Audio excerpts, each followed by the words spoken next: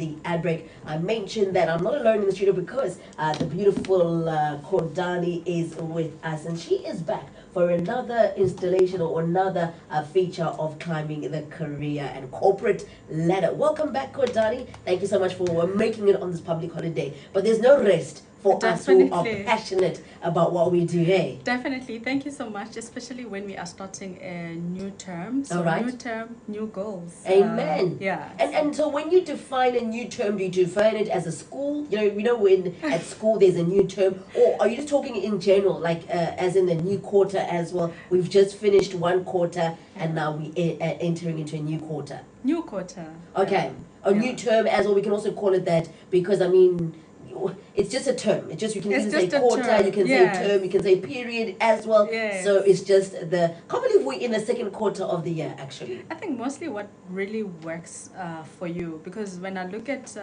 different quarters, I always have different goals for different quarters. So that's why I always look at it more of like a school break. Okay. You know, you're breaking from the first term. So now you give yourself a bit of a break from what was happening in the first term or first quarter, and then now going into the new term.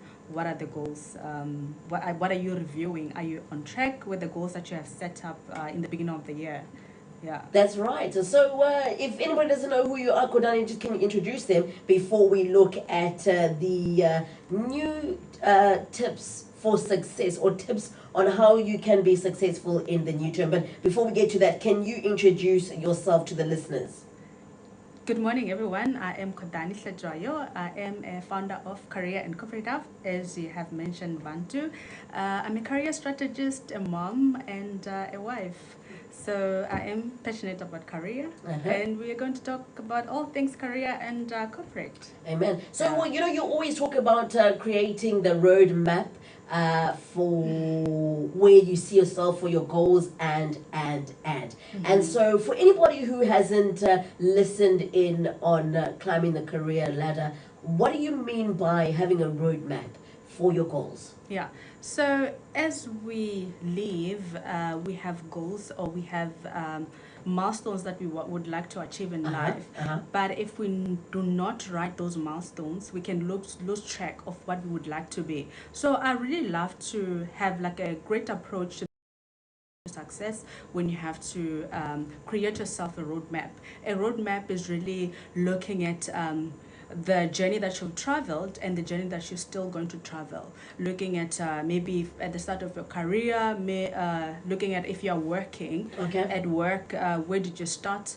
And from that position that you started, whether internship, and then you occupy a junior position, and now you're in a senior position and you would like to probably become a manager or a CEO, you create that roadmap and you write every position that you would then like to occupy or like to hold, and then looking at the positions, what skills do you have to in order for you to be successful into that position or to move into the next direction. I mean, we've got a lot of weaknesses, a lot of strength, but if we do not highlight our strength and weaknesses, then in order for us to get to where we would like to be, it wouldn't be really a smooth ride. But if you create your career roadmap, you are able to visualize those weaknesses that you can work on. So that's why I'm a big fan of a career roadmap. And I always say, as you are starting up in your career, it's quite important to really look at where is it that you would like to be in the future. Like, have a bigger picture thinking, because now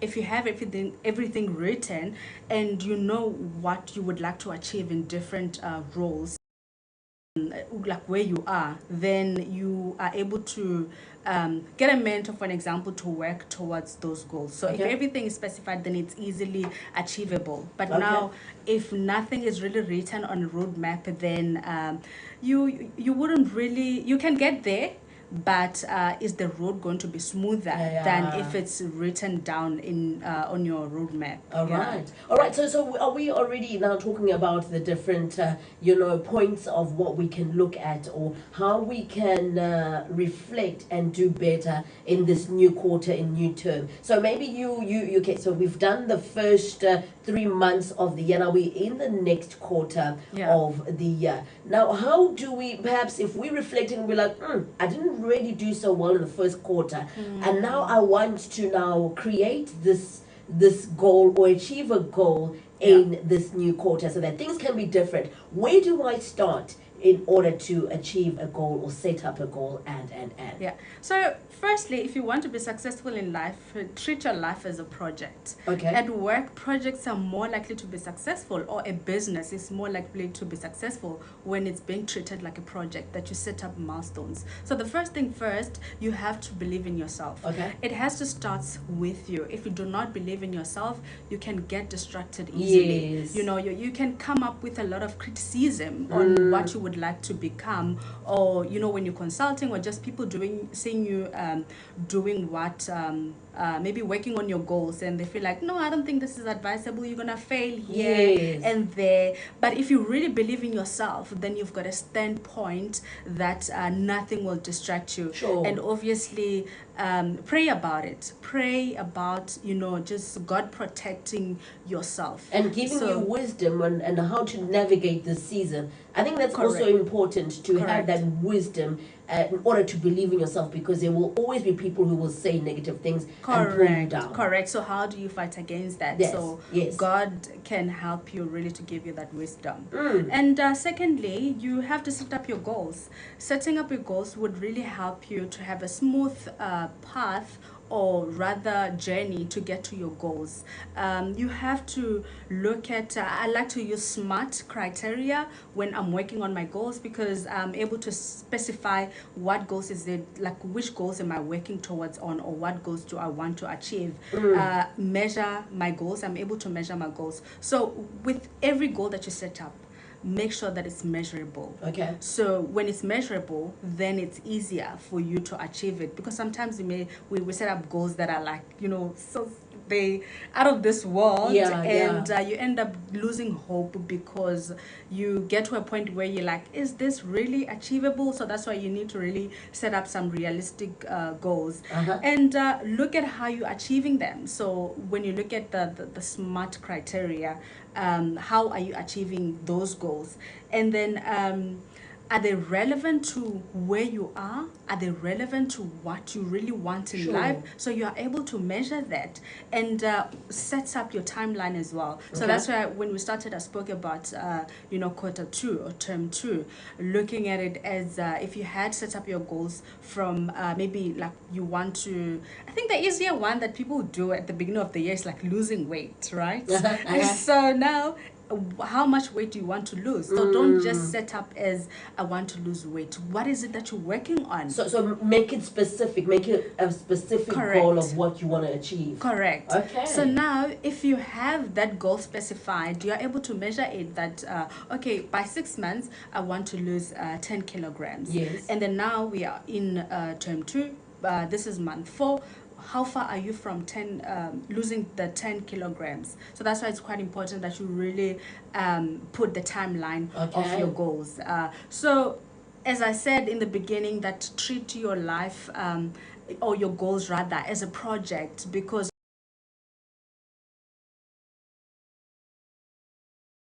your goals will not be achievable, or you'll just give up. You know, that's why a lot of people give up, because they don't treat their goals as a project. And thirdly, you need to get a mentor. A mentor will give you the proper guidance. I'm speaking from experience.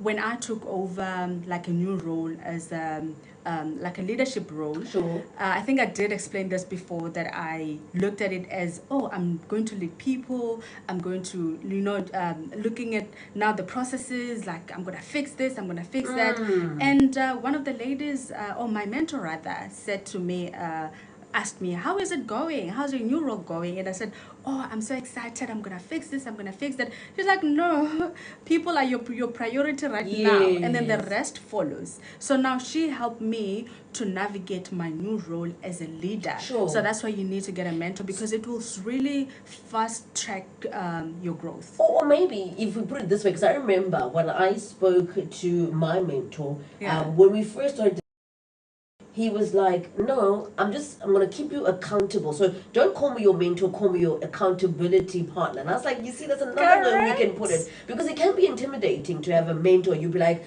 I'm scared of telling them everything because they might be like, no, don't do this, don't do that. It's like another parent, and you are maybe scared to approach somebody, but maybe also approach them and be like, okay, please be my accountability partner, rather than saying, be my mentor. Because that too, even for the person that is going to be the mentor, it can be overwhelming, because you might be like, I've got so much that I'm juggling already, now I'm going to go mentor somebody else. But just look at it as you're just going to be the accountability partner for that person who has asked for you to make with them on this journey. True, and that's why I always say, don't start your mentorship journey as can you be my mentor? Because as you mentioned, it can be intimidating, and people feel like you really, like, you're giving them this huge responsibility of fixing your life in a way. But I like when you say your accountability partner. 100%. It's the same as when I started here in January. I knew nothing about radio, and I was talking soft, and you would give me nice feedback, and that was mentorship. Oh, you wow, know? I didn't even know. I'm putting that on my CV.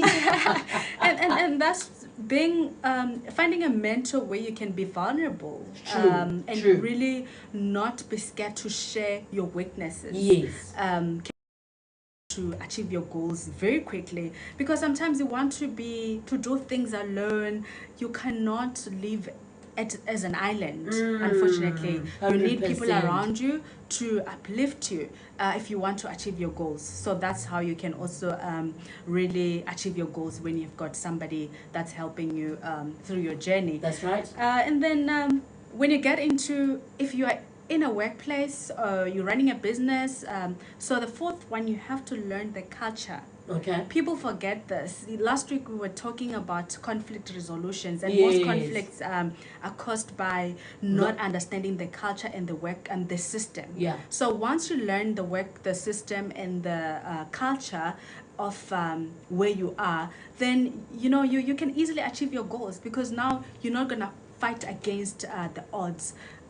Hence, it's important that you've got a mentor, and then that mentor will help you to understand the system and the culture. So basically what we spoke about last week is being aligned. Being aligned wherever you are, being aligned to the mentor, to the mentor, to the manager, to your boss, to the whoever superior to you, so that you work together. You know, you're not against each other. You're working as a team, and you can only do that when you are aligned. Correct. So that's quite important everywhere. Also, when you're running a business, or you want to start a business, you really need to understand how a business operates, how the system works, how the culture of the business is as well, in order for your business to be successful. So that's basically how you can really become successful, easily. And the process will play out itself if you follow the simple steps. So maybe just to repeat the steps, the first one is you have to believe in yourself. Second one, you have to set up your goals. And then the third one, you have to get a mentor. The fourth one is learn the system and the culture.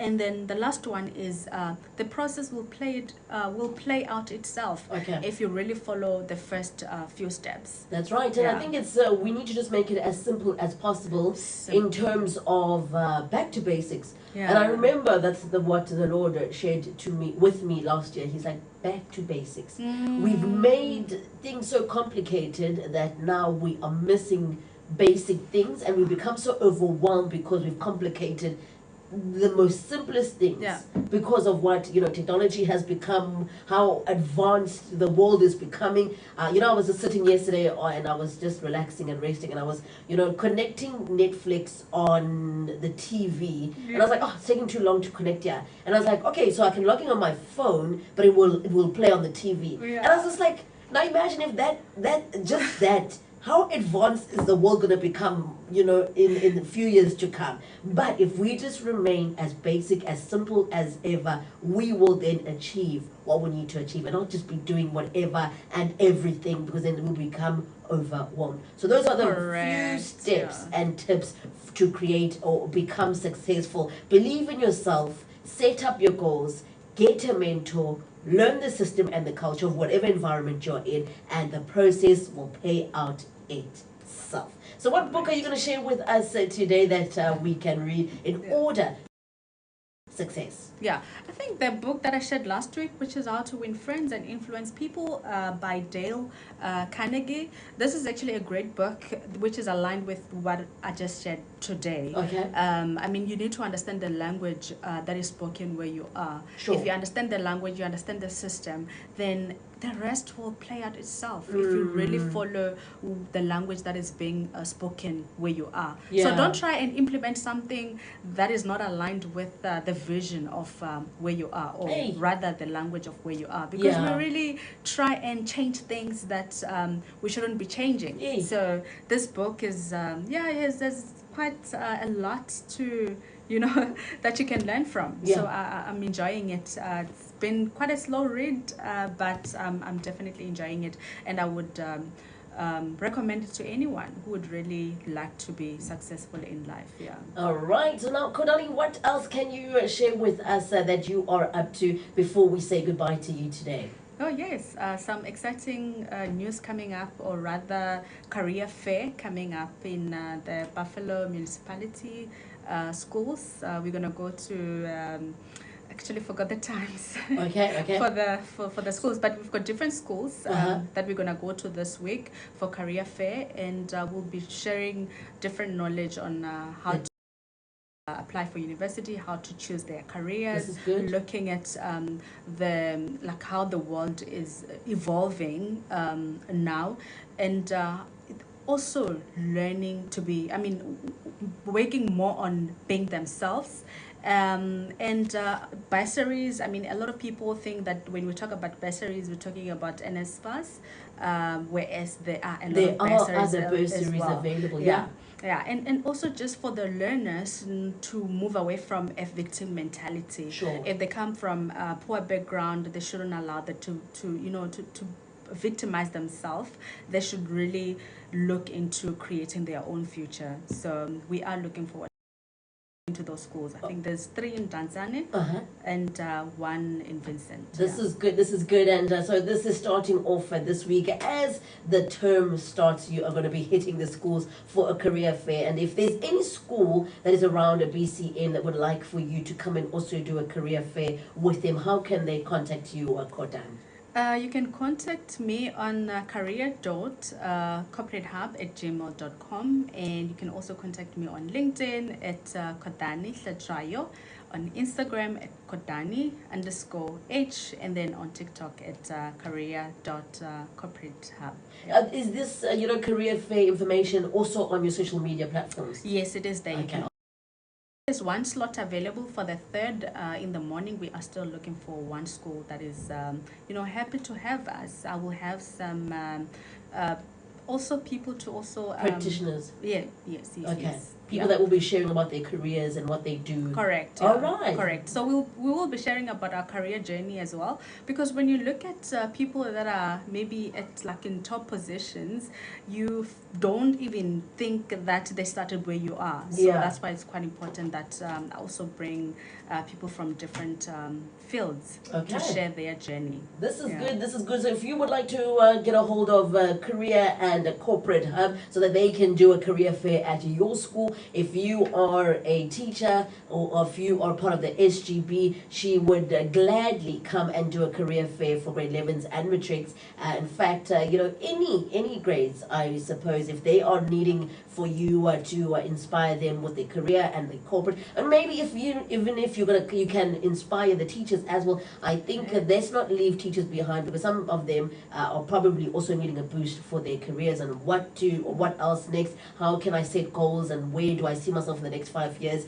Things like that. So if you are a teacher, part of the SGB, if you are part of a organization that you think this will be good for them, then please do contact me in the studio, and I will then link you up with Kodani Hlatrayo. And that is how we're going to wrap up the Climbing the Career Ladder segment one more time. Before I let you go, is there anything else you just want to add before we say goodbye?